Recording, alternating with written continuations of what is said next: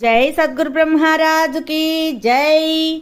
श्री अचलानंद संपूर्णांब समेत श्री परिपूर्णानंद यर्रगुंट सुंदर रामयार्य राजयोगी सद्गुरु ब्रह्मराज की जय। श्री अभयानंद चिट्टेटी कोदंड रामయ్య తండ్రి की जय। శ్రీకృష్ణ దేశికేంద్రుల వారిచే విరచితంబైన క్షరాక్షరోపాధి ద్వైదోషరహిత పరమతత్వ కంద పద్యములు 231 232। అంగము లింగము గలసుటే లింగ శరీరం బటన్ లెక్కకు వచ్చన్ లింగం భంగము నెడసిన లింగముళ్ళక్కియోను నేనే లింగం బనినన్ లింగము విక్షేపంబన నంగంబావరణమనీన నగు నీరెండే లింగ శరీరము దీనికి భంగము తన మూలమరయబడినప్పుడగున్। జై నిజ గురుభ్యో నమః। జై నిజ గురుభ్యో నమః। జై నిజ గురు అనుభవానందాయ నమః। శ్రీమద్భాగవత కృష్ణప్రభుదేశికేంద్రుల వారిచే విరచితమైన కంద పద్యముల నుండి 231 232 కంద పద్యములను మనం ఈరోజు ముచ్చటించుకుంటూ ఉన్నాం।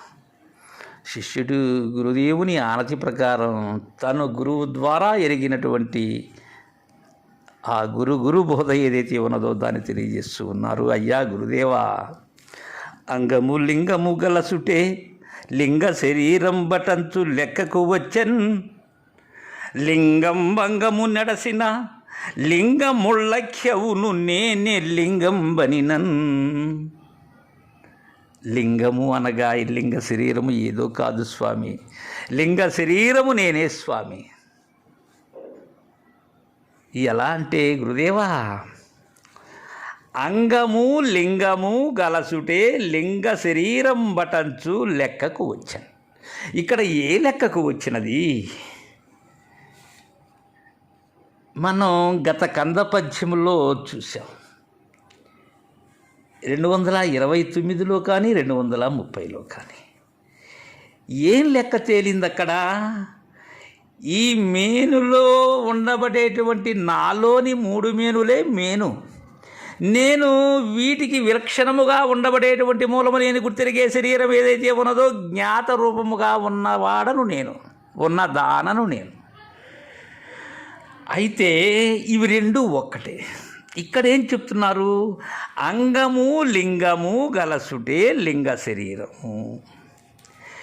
ఇక్కడ అంగము అనబడేటువంటిదే ఏమై ఉన్నది? ఆవరణమై ఉన్నది। లింగము అనబడేటువంటిదే విక్షేపమై ఉన్నది। ఇవి రెండు ఒకటి లేకపోతే ఇంకొకటి లేదు। ఇవి రెండు కలిసిన దానిని ఏమంటున్నాము? లింగ శరీరము అంటున్నాం। ఈ అంగలింగముల ఏకతనే లింగ శరీరము అంటున్నాం। అంటే ఈ స్థూల సూక్ష్మ కారణములు మరియు మహాకారణం, ఈ 4 కలిసినటువంటిదే లింగక శరీరం అని మనకు లెక్కకు వచ్చింది, అలా తేలింది లెక్క। అయితే ఈ లెక్క ఉళ్ళక్కయ్యేటువంటి మార్గం ఉన్నది కదా, అది కదా దీక్షిత సంప్రదాయం।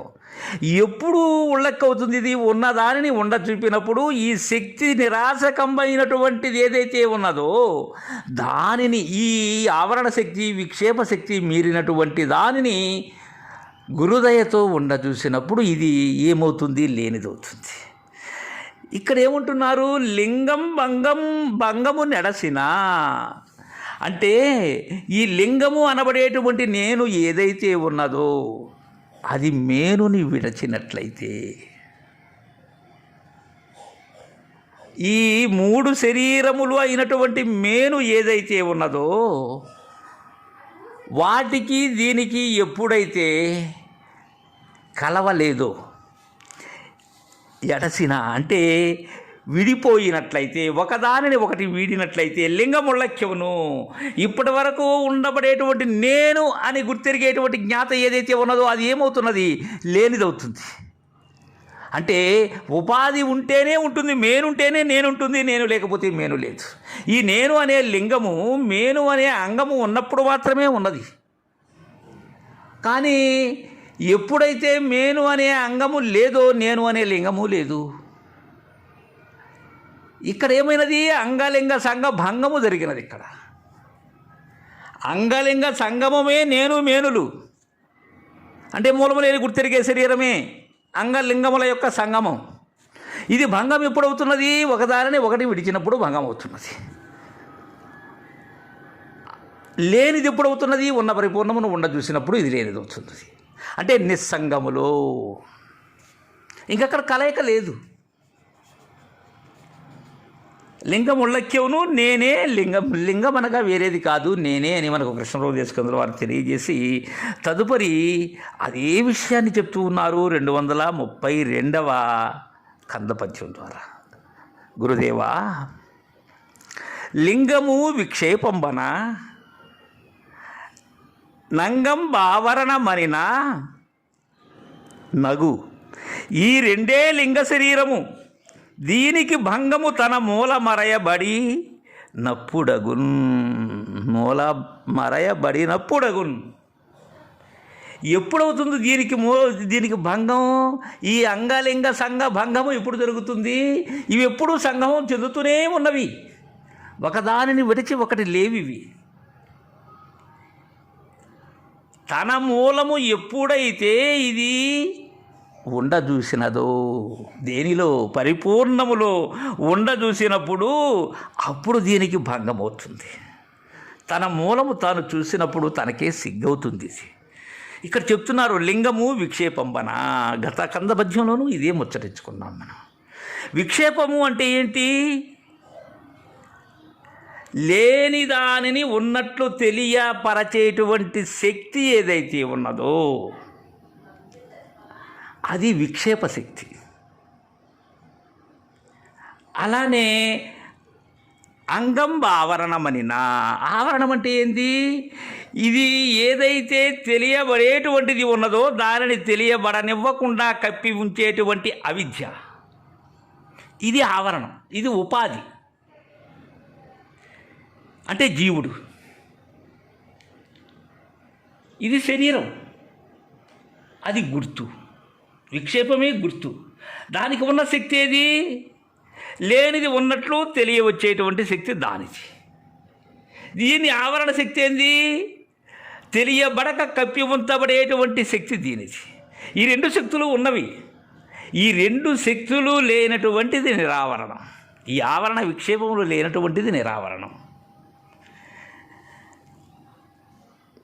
లింగము విక్షేపము అనగా, అలానే అంగమనగా ఆవరణము అయినటువంటి ఈ రెండే లింగ శరీరము. ఈ రెండు కలసినదే లింగ శరీరం. గత కందపద్యమే. దీనికి భంగము ఎప్పుడు జరుగుతుంది? తన మూల మరయబడినప్పుడగును. తన మూలము ఎప్పుడైతే తెలుసుకున్నదో అప్పుడు ఇది లేనిదవుతున్నదని చక్కని విచారణాన్ని మనకు అందజేసినటువంటి కృష్ణప్రభు దేశికేంద్రుల వారికి జై గురుదేవా.